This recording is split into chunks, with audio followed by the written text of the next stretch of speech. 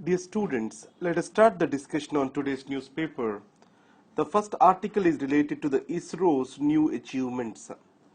We have already seen that IRNSS, Indian Regional Navigation Satellite System, which is named as NAVIC, was successful in this month. And today there is a reusable launch vehicle. Other than India, no other country has of now using the reusable launch vehicle. And India, after learning from the mistakes of the NASA, wants to build a vehicle that is more cost effective. So in this context, what are the technological aspects India has to master? Now when we use the reusable launch vehicle, so in this hypersonic flight and aerodynamics have to be managed. And after that, when the flight is coming back, close to atmosphere, there is a lot of friction is developed with the air, and that leads to, fire down of the entire vehicle. So in these circumstances, the fire resistant tiles have to be placed, and there is this fire resistant tiles technology has to be developed.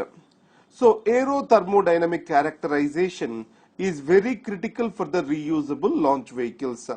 So as of now, India has used the spacecraft with around 5 Mach speed.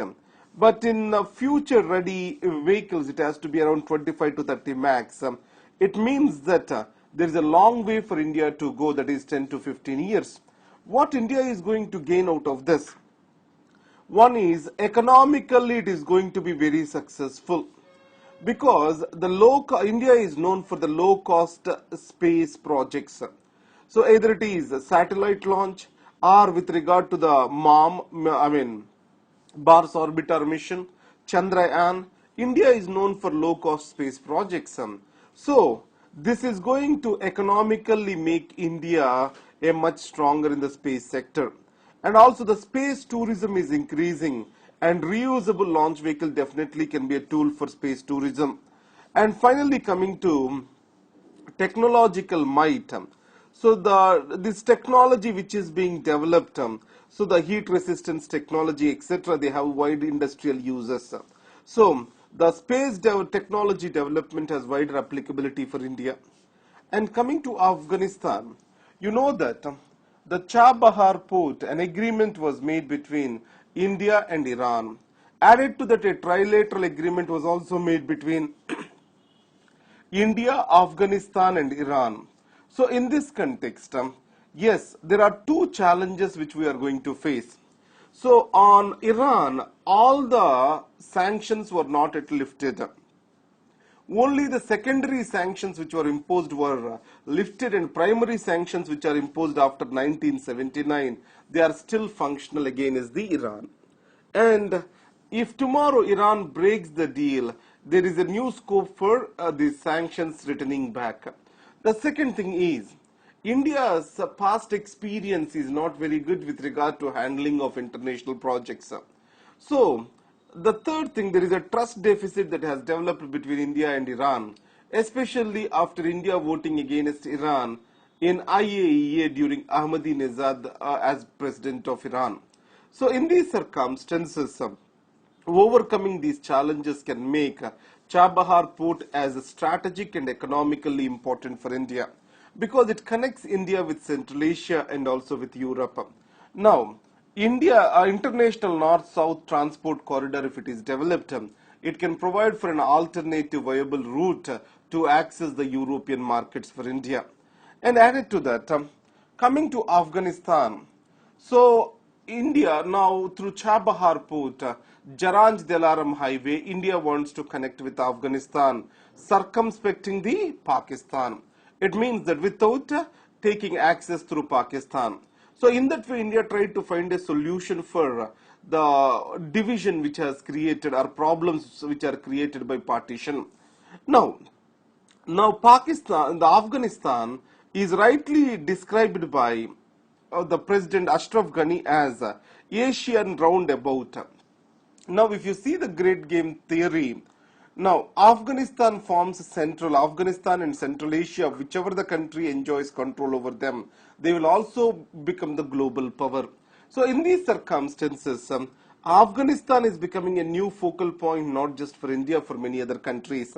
If you talk about United States is supporting the new Silk Road initiative, and it is going to link the Afghanistan to Central Asia. Turkey is also providing for modern Silk Road, and then we're also seeing Tapi pipeline, which has been inaugurated recently, Turkmenistan, Pakistan, India, Afghanistan, Pakistan, India pipeline.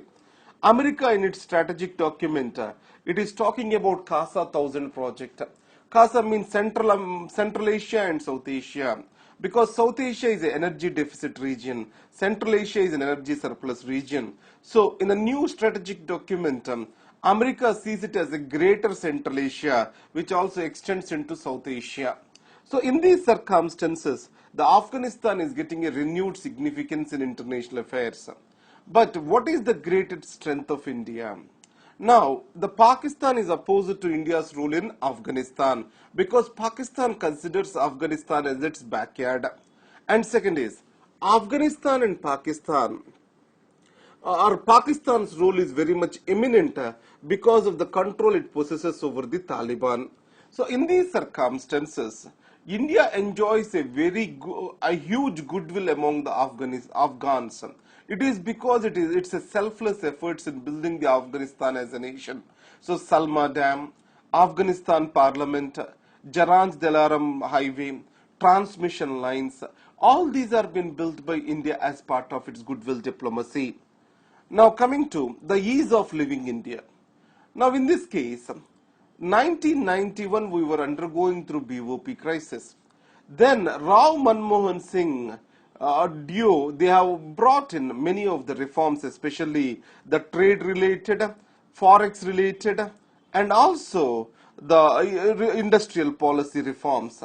This has led to easing of the stress on India, and India today is able to enjoy the huge reserves of the foreign exchange, and current account deficit is also under control.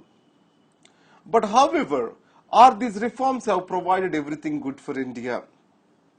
Now, as reforms have taken forward, income of the country or growth rates have increased. Absolute poverty also have declined. But India is still the home for largest poor population, and inequalities have increased in India, and social security benefits have dramatically decreased for Indians. And finally, the natural capital, it means environment and related capital, environmental protection, it has also come down for India. So it means we are becoming more and more susceptible for climate change. So in this context, reforms have both good and bad side. And added to that, market economy cannot provide for all public goods.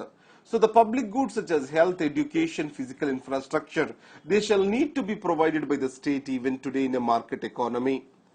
And coming to the NEET exam, the government has given an ordinance postponing the NEET exam for the students appearing for the state governmental medical colleges and also the private educational institutions. So the ordinance is approved by the President of India. It means that it is delayed by 1 year. And coming to an A minus for PM Modi. So what is it? Just an evaluation sheet of the Prime Minister Modi. I only remember one point over here. So if you see by 2032, two-thirds of the Indian population is about to live in urban areas.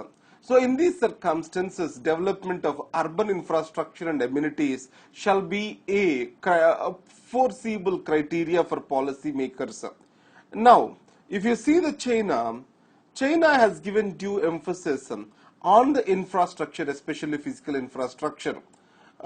So it is due to foreseeing of the urbanization in the country. But however, with regard to the bigger cities such as Beijing, etc., lack of proper planning has led to the failure of urbanization. So in this context, what is necessary? India has to prepare for the challenges that come with regard to the urbanization. So these are the articles for today. So with CivilsPrep.com, there is a small issue. They are transferring the website to us. It takes some time for this transfer and these issues to get settled. So, but however, in the meanwhile, I'll try to give you an alternate access to this. So thank you very much. All the best.